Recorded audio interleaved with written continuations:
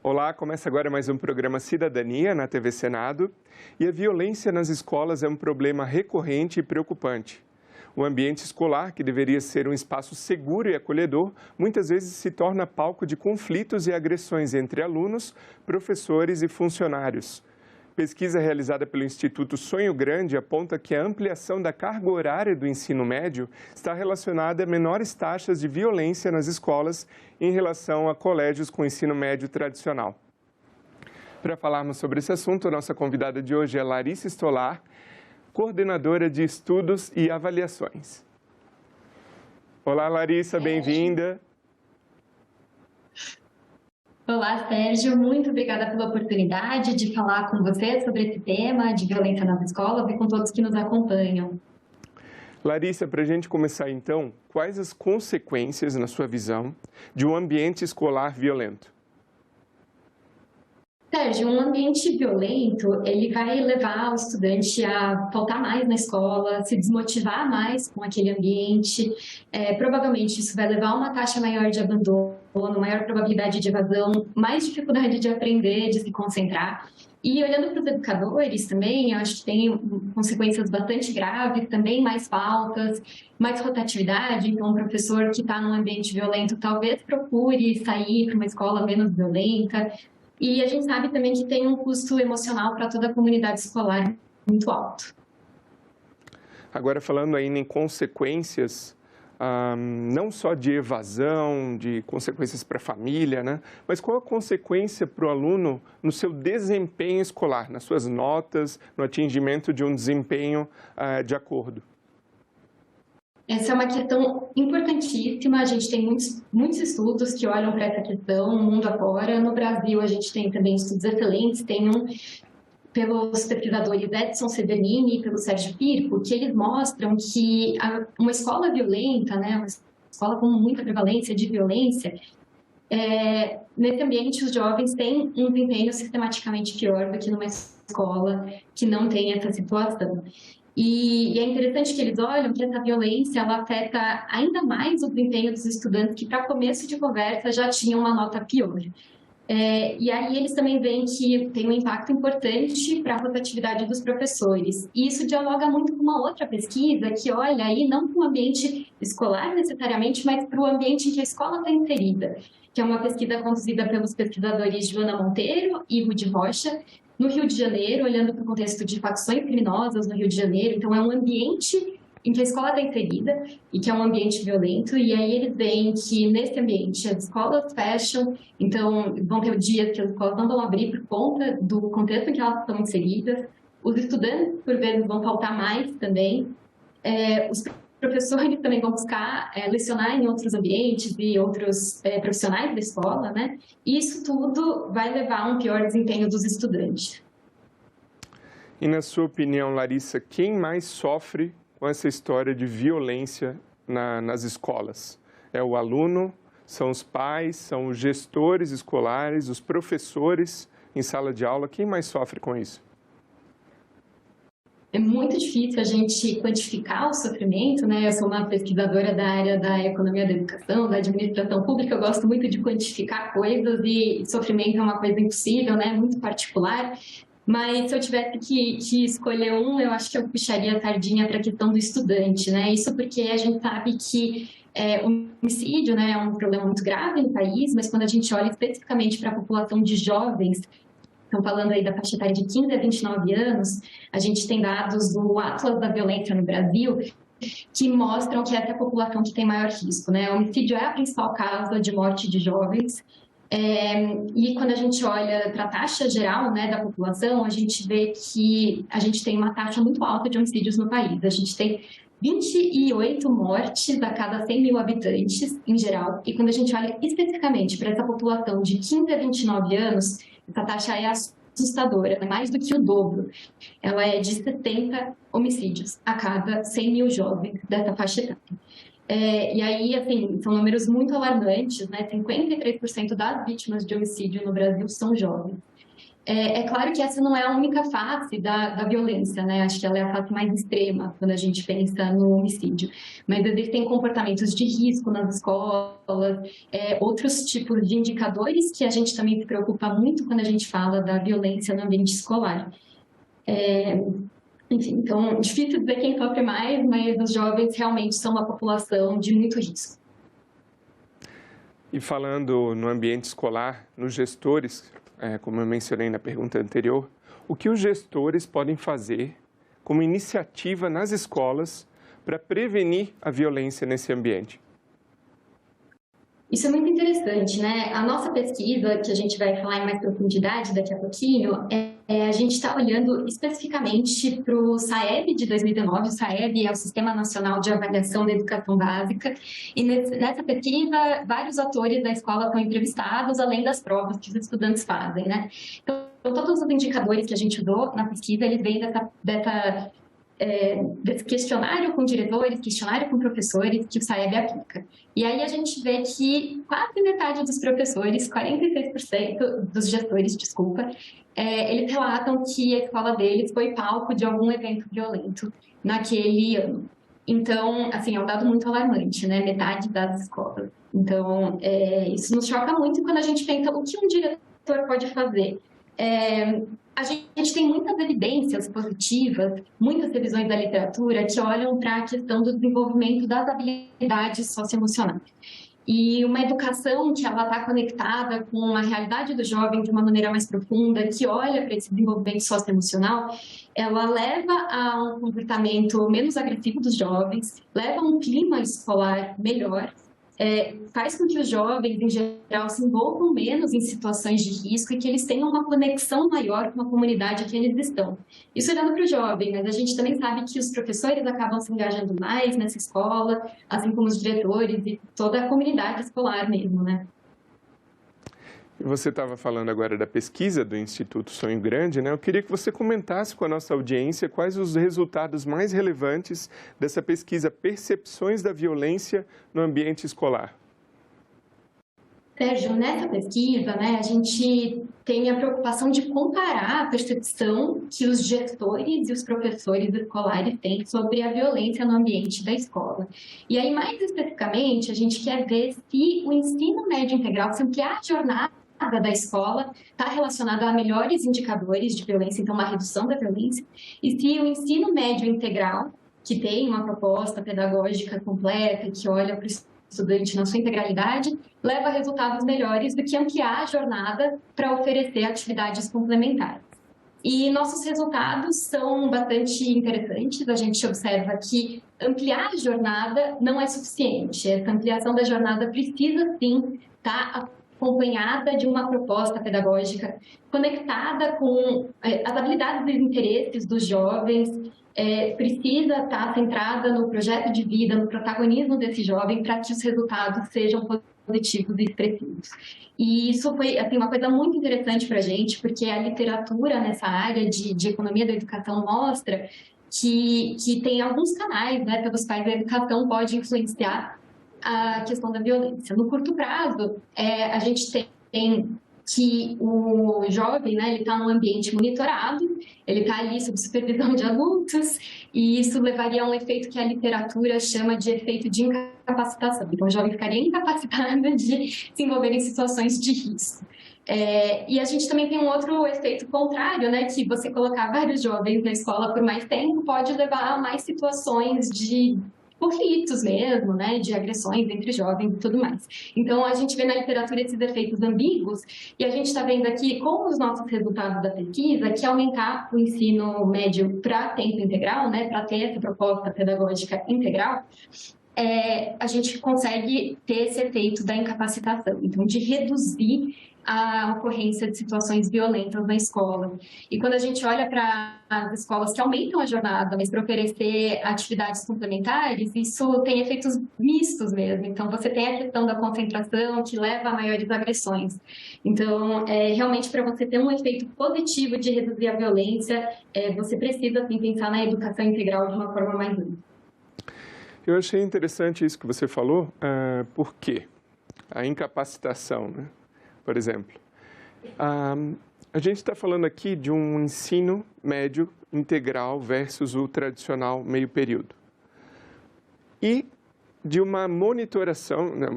O aluno fica monitorado pelos professores, pelos adultos, como você falou, nas salas de aula, nesse turno ampliado, nessa carga horária ampliada. Mas, se o aluno não tivesse o ensino médio integral, ele estaria em casa, estaria em qualquer outro lugar. Então, a incidência de violência na escola se daria naquele meio período. E ele poderia cometer atos de violência em outros locais. Aí, considerando que esse aluno, né, ele está em um turno integral na escola, ele está mais tempo naquele ambiente em que ele pode cometer algum ato de violência. Não seria assim a lógica inversa, talvez? É mais tempo que ele está submetido àquele ambiente em que ele pode cometer algum ato de violência versus horas que ele já estaria fora da escola. É interessantíssimo você colocar isso, Sérgio, porque realmente teria potencial de ter mais problema, né? Você está ali mais tempo na escola. E a gente está vendo que, pelo contrário, né? Essa escola de tempo parcial, ela provavelmente deve estar um pouco desconectada dos interesses dos jovens, talvez não esteja sendo muito eficaz em promover uma maior conexão dos jovens entre eles, com a comunidade deles, e esse desengajamento pode desencadear em situações de risco e em situações até mais graves. Então, o que a gente está vendo é realmente que aumentar a jornada escolar vai levar a menos situações de violência, embora exista mais tempo para elas acontecerem, não é mesmo? Então, isso realmente é um resultado bem interessante e gostei dessa sua perspectiva que você trouxe. Você considera que talvez por estar mais tempo sob um aprendizado, a importância da educação hoje no nosso país para reduzir violência, para sermos um país melhor. Então, mais tempo estando aprendendo coisas importantes para a vida desse jovem pode fazê-lo se afastar do mundo violento, enfim, de ações violentas? Exatamente, e o ensino médio integral ele é muito centrado na questão do protagonismo juvenil e do projeto de vida. E aí, com o projeto de vida, o jovem ele consegue ver mais valor naquelas matérias que podem ser meio densas, meio difíceis de se conectar, mas quando o jovem sabe, puxa, no futuro eu quero fazer tal coisa e aquela matéria pode me ajudar nisso, ou o vestibular eu vou precisar fazer ele para atingir o objetivo que eu tenho, eu acho que você consegue trazer uma conexão muito maior do jovem com os propósitos dele ali na escola. Ele consegue ver muito claramente qual que é o valor da educação dele e por que ele deve investir nisso, né?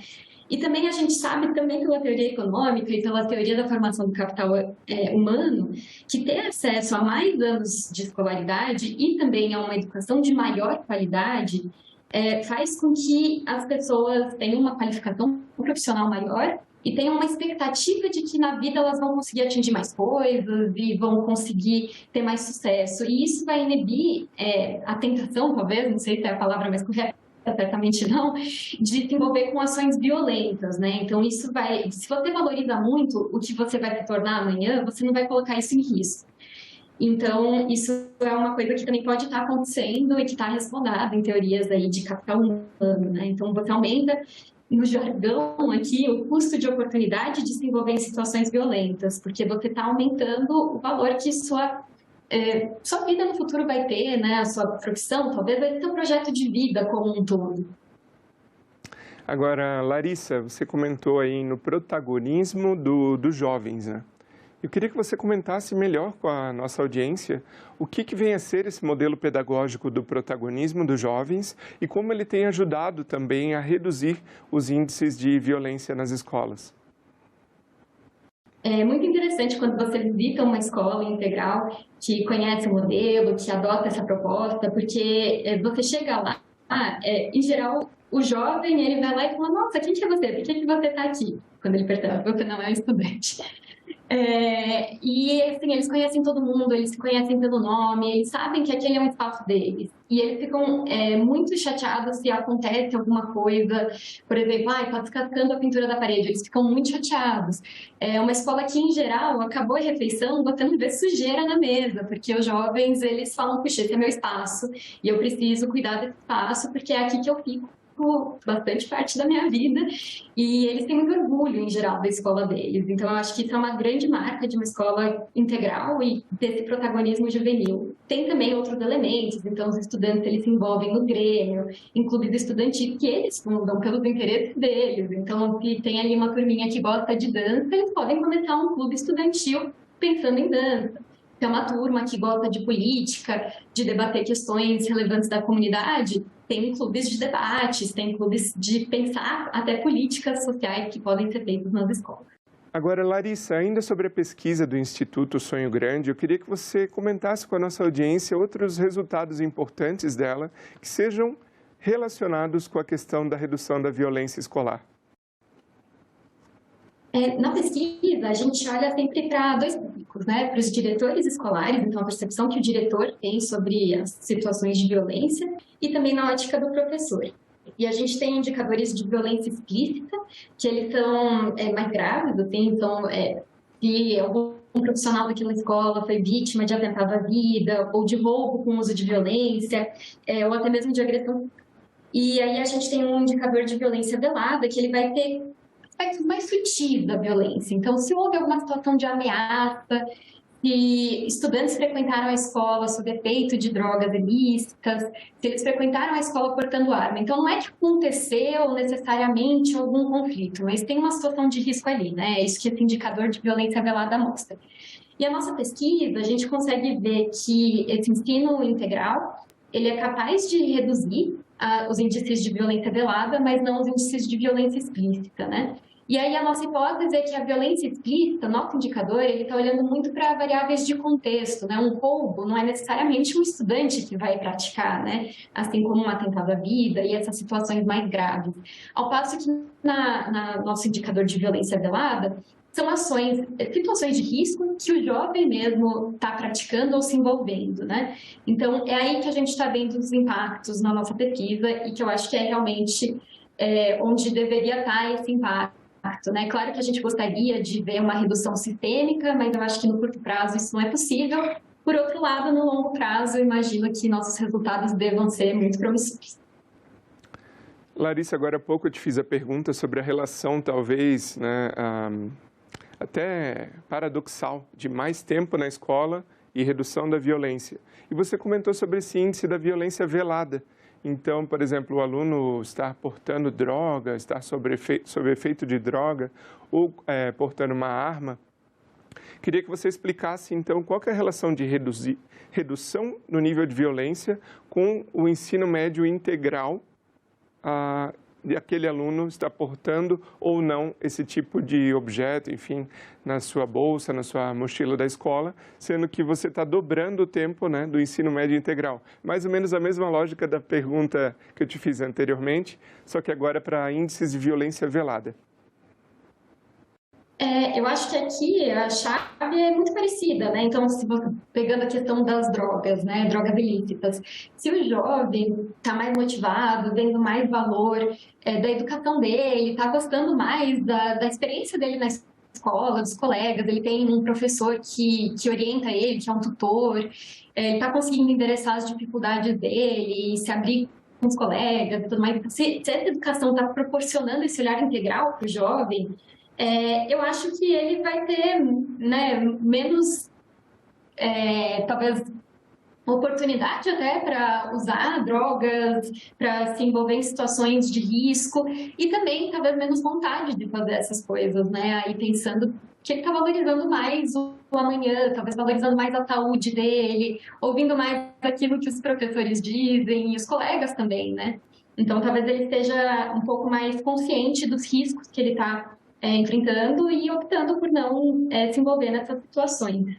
Essa é uma hipótese, a gente não tem como testar ainda, mas eu acho que é um bom desdobramento para uma pesquisa futura.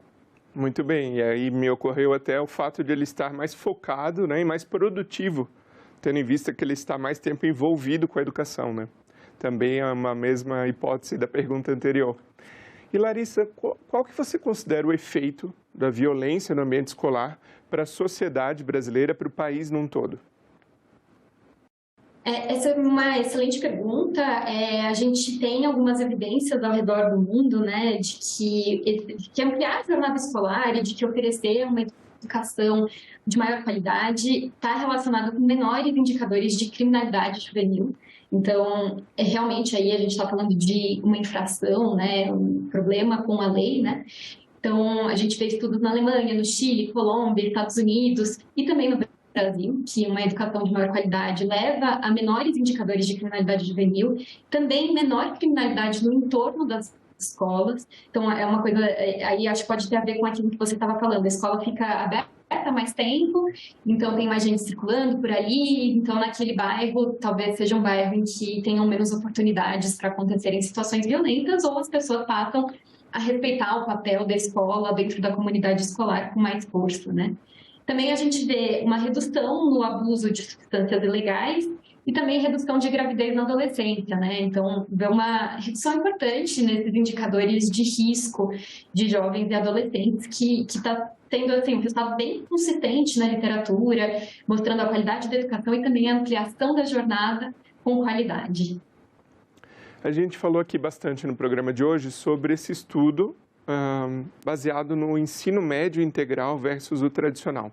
Eu te pergunto, esse estudo, essa pesquisa, avaliou também o ensino fundamental e universitário, ou ele focou no ensino médio? E se focou, se há previsão de se estudar a fundo outras fases da vida escolar? Essa é uma excelente pergunta. Essa é uma pesquisa do Instituto Sonho Grande. Atualmente, a gente trabalha especificamente com o ensino médio integral, então esse foi o nosso olhar. E aí, convido outros pesquisadores para estudarem o que está acontecendo no fundamental, que é uma etapa que a gente diz na educação que é uma etapa um pouco renegada, um pouco esquecida, o irmão do meio, né?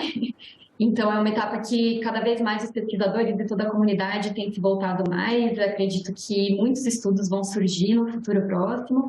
E para o ensino superior, aí eu acho que, por não ter educação básica, eu desconheço estudos que olhem para isso especificamente, mas é realmente um excelente tema, um excelente campo para pesquisas futuras. A gente está próximo do fim do programa aqui. Eu queria que você contasse para a gente, você me falava antes do programa iniciar, que o Brasil hoje, 1/3 das escolas já oferecem o ensino médio integral, é isso? Exatamente. E como a gente pode aprender com esse exemplo, até com base no resultado da pesquisa realizada pelo Instituto Sonho Grande, aprender com esse exemplo a melhoria, né? Como que o Brasil pode se adaptar a ampliar essa oferta do ensino médio integral? O ensino médio integral, acho que ele é uma proposta moderna, nacional, pública e gratuita e de muita qualidade, né? Então, realmente, existem metas nacionais de expandir esse ensino integral, temos metas bastante ambiciosas, estamos nos aproximando delas. Já temos hoje a marca de 1/3 das escolas que oferecem o ensino integral, 1 milhão de jovens que frequentam essa modalidade, mas a meta é ainda mais ambiciosa, então realmente acho que a gente trabalha muito aqui no Instituto Sonho Grande para expandir cada vez mais a oferta, para que todos os jovens tenham acesso a uma educação pública de qualidade. E é isso que a gente acredita quando a gente defende o ensino médio integral. Larissa, para a gente encerrar então, você comentou o exemplo de, você citou outros países, né? Agora há pouco. Eu queria saber quais os exemplos, quais os modelos de ensino médio integral que resultaram na redução da violência escolar em países vizinhos ou países pelo mundo que você tenha conhecimento. A gente tem muitas experiências de sucesso ao redor do mundo, mas eu aqui vou ter que puxar a sardinha para uma experiência nacional, que é a experiência pernambucana, da Escola da Escolha, que foi implementada em 2004, e ela vem inspirando os outros estados aqui no Brasil a adotarem esse modelo, e realmente a gente já vê resultados muito positivos. Existe uma avaliação de impacto que olha especificamente para o lado do desempenho acadêmico, e a gente vê impactos estrondosos, assim, realmente esse ensino integral, além de reduzir violência, está levando a um aprendizado maior. Os alunos aprendem realmente muito mais nessa modalidade. A gente tem alguns estudos em vários estados. Pernambuco, por ser o pioneiro, é um lugar que tem muitos estudos. A gente tem um impacto bem grande, de quase, assim, o aprendizado é quase o dobro de um jovem que está no ensino médio integral em relação ao que ele teria mesmo, né? O que esse mesmo jovem teria caso a escola dele fosse de tempo parcial. E então a gente tem também resultados muito parecidos quando a gente fala do ensino médio integral em Santa Catarina, em outros estados, pelo Brasil, estudos que a gente também vai publicar em breve. Obrigado, Larissa Stolar, pela participação aqui no Cidadania. E o meu muito obrigado a você que nos prestigia com a sua audiência. Essa entrevista e todos os nossos outros programas já estão disponíveis para você rever ou compartilhar no nosso site, senado.leg.br/tv, ou então também pelo nosso canal no YouTube. Aproveita e se inscreve lá e ativa o sininho para receber as notificações. Obrigado pela sua companhia e até o próximo programa.